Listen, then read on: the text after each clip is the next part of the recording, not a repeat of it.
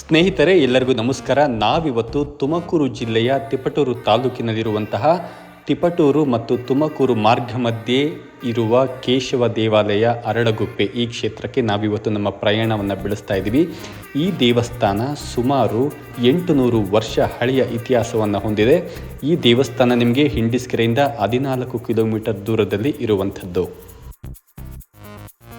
12ನೆಯ ಶತಮಾನದಲ್ಲಿ ಹೊಯ್ಸಳ ರಾಜರಿಂದ ನಿರ್ಮಾಣವಾದ ಈ ದೇಗುಲ ಕಾಲಾನುಕ್ರಮವಾಗಿ ಜೀರ್ಣೋದ್ಧಾರಗೊಂಡು ಇಂದಿನ ಈ ಸ್ಥಿತಿಯಲ್ಲಿ ಇದೆ ಹಾಗೂ ಈಗ ಇದು ಕರ್ನಾಟಕ ರಾಜ್ಯ ಸರ್ಕಾರದಿಂದ ಸಂರಕ್ಷಿಸಲ್ಪಟ್ಟ ದೇವಾಲಯವಾಗಿ ಗುರುತಿಸಿಕೊಂಡಿದೆ.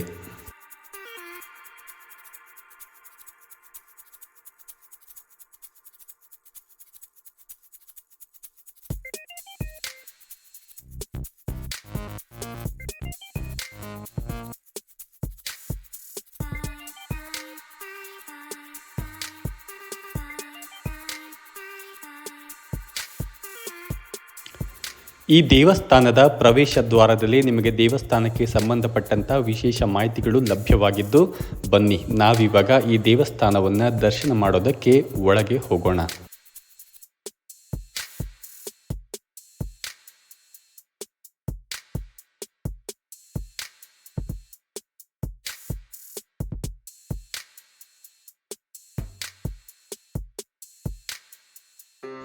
ನೀವು ದೇವಸ್ಥಾನವನ್ನು ಪ್ರವೇಶ ಮಾಡುತ್ತಿದ್ದ ಹಾಗೆ ಮೇಲ್ಛಾವಣಿಯಲ್ಲಿ ಇರುವಂತಹ ಈ ಅಮೋಘವಾದಂತಹ ಶಿಲ್ಪಕಲೆ ನಿಮ್ಮನ್ನು ಅತ್ಯಾಕರ್ಷಕವಾಗಿ ತನ್ನತ್ತ ಸೆಳೆಯುತ್ತದೆ.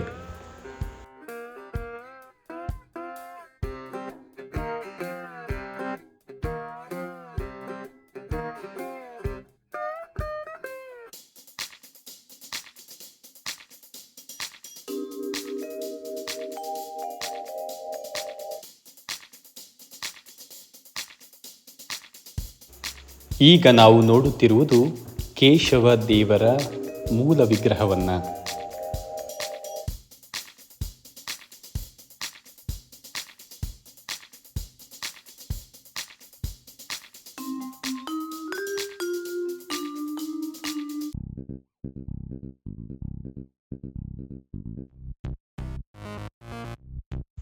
ಇನ್ನು ಈ ದೇವಾಲಯದಲ್ಲಿ ಇರುವಂತಹ ಶ್ರೀ ವಿಘ್ನೇಶ್ವರನ ಮೂರ್ತಿ ಹಾಗೂ ಚಾಮುಂಡೇಶ್ವರಿ ಅಮ್ಮನವರ ಮೂರ್ತಿ ತಮ್ಮ ಗಮನವನ್ನು ಸೆಳೆಯುತ್ತದೆ.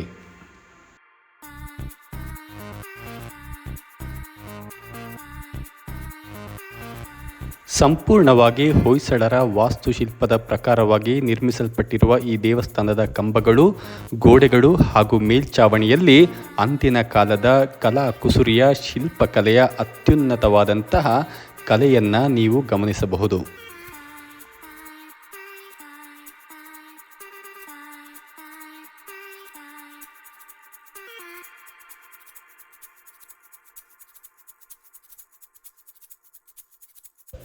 ಇನ್ನು ನಮಗೆ ಈ ದೇವಸ್ಥಾನದ ಮಾಹಿತಿಯನ್ನು ನೀಡಿರುವಂತಹ ಡಾಕ್ಟರ್ ಬಸವರಾಜುರವರು ಹಾಗೂ ಅವರ ಸ್ನೇಹಿತರಾದಂತಹ ಡಾಕ್ಟರ್ ಹರೀಶ್ ಕುಮಾರ್ ರವರ ಮೂಲಕ ನಾವು ಈ ದೇವಸ್ಥಾನದ ಹಿನ್ನೆಲೆಯನ್ನು ತಿಳಿದುಕೊಳ್ಳೋಣ, ಬನ್ನಿ.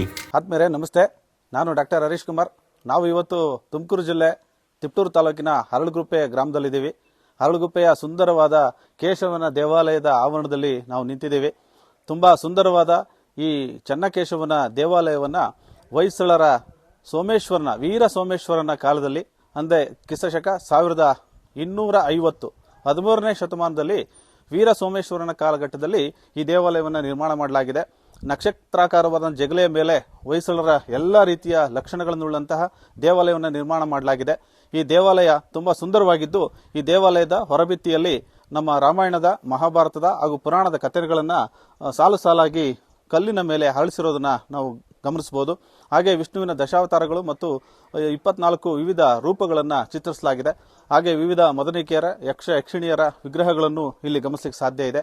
ಹಾಗೆ ತುಂಬಾ ಸೂಕ್ಷ್ಮವಾದ ಬಳ್ಳಿಯ ಹೂವು ಕುಸುರಿ ಡಿಸೈನ್ ಕೆತ್ತನೆಗಳನ್ನು ನಾವು ಗಮನಿಸಬಹುದು. ಈ ತಿಪಟೂರು ತಾಲೂಕಿನಲ್ಲಿರ್ತಕ್ಕಂಥ ಅರಳಗುಪ್ಪೆ ತುಂಬಾ ವಿಶೇಷವಾದ ಈ ದೇವಾಲಯ ಎಲ್ಲರನ್ನೂ ಕೂಡ ಆಕರ್ಷಿಸೋದ್ರಲ್ಲಿ ಎರಡು ಮಾತಿಲ್ಲ.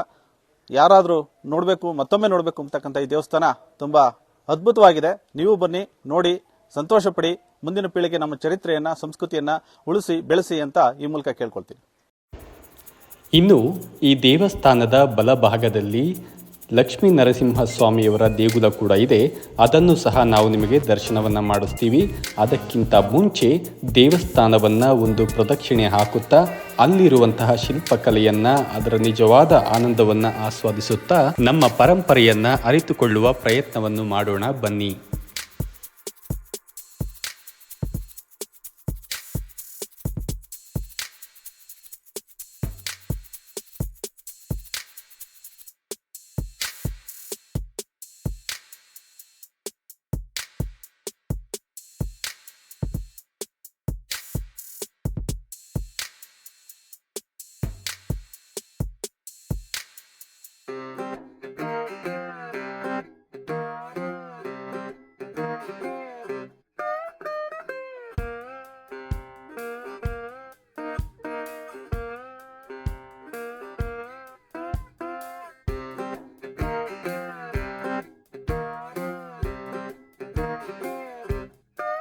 ಹೀಗೆ ಪ್ರದಕ್ಷಿಣೆಯನ್ನು ಹಾಕುವಾಗ ನಾವು ಶ್ರೀ ಮಹಾವಿಷ್ಣುವಿನ ದಶಾವತಾರದ ಕೆತ್ತನೆಯನ್ನು ಸಹ ಇಲ್ಲಿ ಕಾಣಬಹುದು.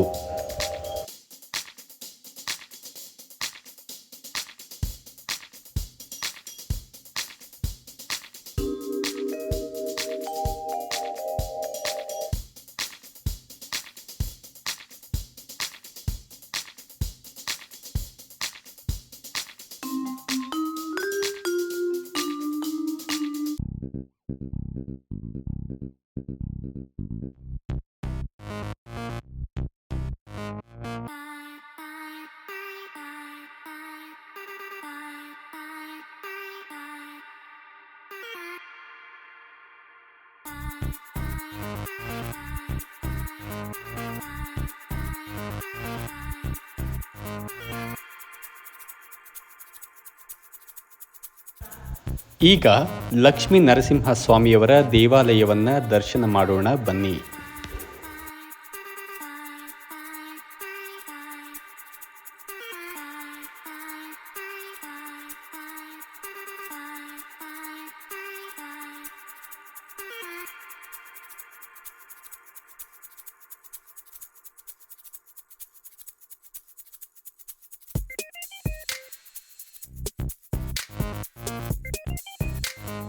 ಸ್ನೇಹಿತರೆ, ನೋಡಿದ್ರಲ್ವಾ, ಇಷ್ಟು ಅತ್ಯುತ್ತಮವಾದ ದೇವಾಲಯವನ್ನು ನೀವು ನಿಮ್ಮ ಬಿಡುವಿನ ಸಮಯದಲ್ಲಿ ಒಮ್ಮೆ ಸಂದರ್ಶಿಸೋದು ಒಳ್ಳೆಯದು ಅಂತ ನಾವು ಆಶಿಸ್ತಾ ಮತ್ತೊಂದು ದೇವಾಲಯದ ವಿಡಿಯೋ ಜೊತೆ ಬರ್ತೀವಿ.